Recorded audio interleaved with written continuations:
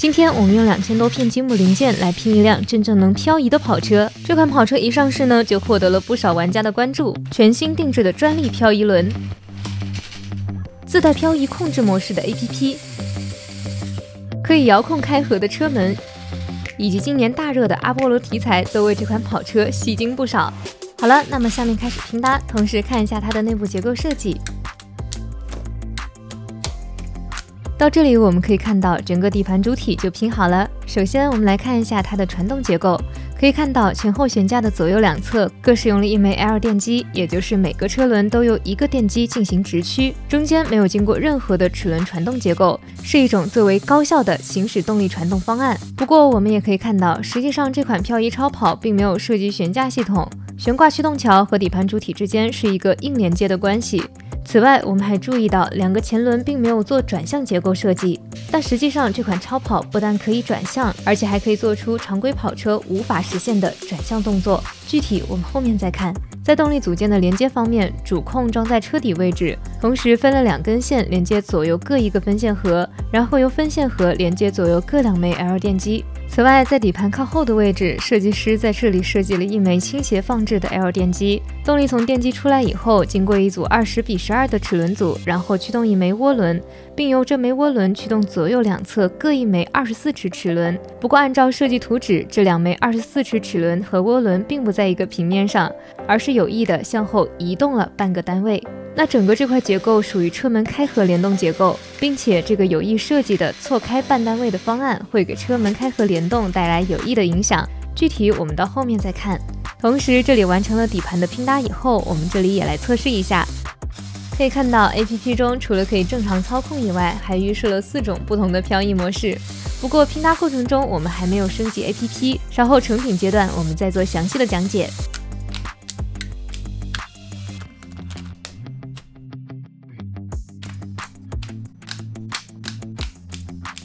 好啦，经过大概10个小时的拼搭，这款万智高速特技漂移跑车就完成啦。先来看一下外观，可以看到这款超跑呢，整体上应该是以阿波罗 IE 为原型进行的外观设计，在整个车身轮廓线条比例的还原度方面还是做得非常不错的。在整体配色方面，白色与红色的基础配色方案所带来的视觉碰撞，给整个整体观感带来了一种很强的运动感。车身贴纸设计也非常用心，为整车的运动感进一步加分。同时还可以看到少量的黄色与蓝色的设计元素，对整车视觉进行了进一步的丰富，也让这款超跑显得更加具有潮玩的气质。细节方面，前盖上的空气流道设计、底部的扰流板以及两侧的风刀细节都进行了还原。前轮眉采用弧形科技面板搭配软管勾线条的设计方案，车门的轮廓还原同样非常到位，底部也还原了原型车的空气动力学曲线设计，在底部非常宽大的侧裙的衬托下，显得非常具有运动感。车门后方的进风通道同样进行了搭建，后轮眉则是使用了轮眉零件。此外，阿波罗 IE 的经典奇异设计从车身中部一直延续至车尾扰流板，也是进行了还原。车尾两侧的车灯、中间的3叉戟标志、底部的扩散器全部都没有落下。总结来看，可以说作为2000多片零件数，定位于强调下地可玩性的一款积木超跑，这款套装在外观搭建方面确实值得点赞。那在测试它的漂移性能之前，我们先看一下它的整体结构稳固性。经过测试呢，可以看到整个车子的稳固性以及各个外观模块的牢固度，可以说都是非常不错的。不过驾驶座的头枕模块以及两侧的一个小外观模块会有松脱的情况。再来看一下这4个独特的专利漂移轮，可以看到轮子外圈这里设计了2圈交错的，可以沿车轮垂直方向转动的若干小滚轮。安装后呢，车子可以实现前后运动、左右运动、原地转向，甚至是画圈也没有问题。尤其是左右运动，测试一下，只需要轻轻一推，车子就可以滑出很远的距离。接下来把车子翻过来，可以看到主控被设计在了车体中部，开关按键操作可以说是非常的方便，也包括日常需要充电的话，也可以很快速的完成拆卸。打开主控开关，打开 APP， 点击蓝牙连接按钮，几秒后提示设备连接成功。那我们这里先在工作台上做一下测试。可以看到操控一切正常，同时这几个轮子的转速可以说真的是飞快。那 APP 里的默认漂移模式只需要点一下对应的按键，4个轮子就会按照预定的内设程序完成漂移所需要的准确动作。接下来我们下地实测，测试下来可以看到，包括正常的行驶、转向以及漂移动作都可以非常轻松的完成，甚至还可以原地转圈，并且即便不使用 APP 自带的漂移模式，完全自主操控漂移，几乎也不需要什么练习就能够轻松上手。不过要达到精通的话，估计还是需要再练一会儿哦。那根据1周以前就已经完成这款车子的我们群里的一位玩家的分享，经过几天的把玩，就已经熟练的在不算宽阔的室内进行灵活的漂移和转向操控啦。所以这里我们就不再练习了。总之，漂移非常完美。再看两侧车门遥控开合，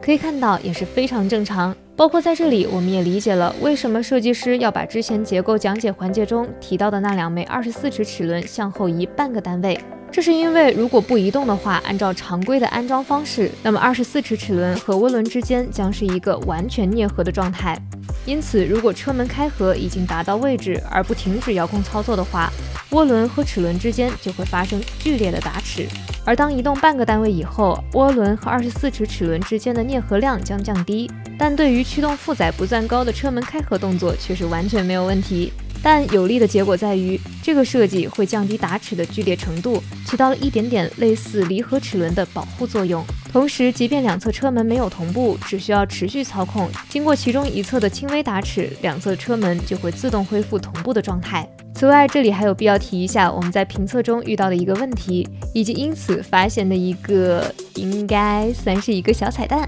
在完成成品拼搭并进入外观评测的阶段，我们发现我们的前轮拼错了，导致车轮的位置靠后了一个单位。于是，在修正的过程中，我们发现整个悬架驱动桥以及电机这个大模块只需要几分钟就可以完成拆卸。因此，这款跑车也可以说是具有电机的快装快拆功能。所以日常没有下地把玩的时候呢，也可以非常方便的把几个电机拆下来用作其他用途。总结下来，在功能和可玩性方面，这款万智漂移超跑可以说是满分通过。而且拼搭过程中，大家也看到了，这款超跑采用了大模块的设计方法，在视频展示的大模块之外，其实车头外观件也是几个大模块，所以整个拼搭过程还是非常舒适的。当然，在完美外观设计和功能可玩性之外，这款漂移超跑同样存在几个值得一说的事实。首先是几个少量的零件存在偏松的问题，以及556154栓3孔连接件存在偏紧的问题。其他大部分零件的手感都非常不错，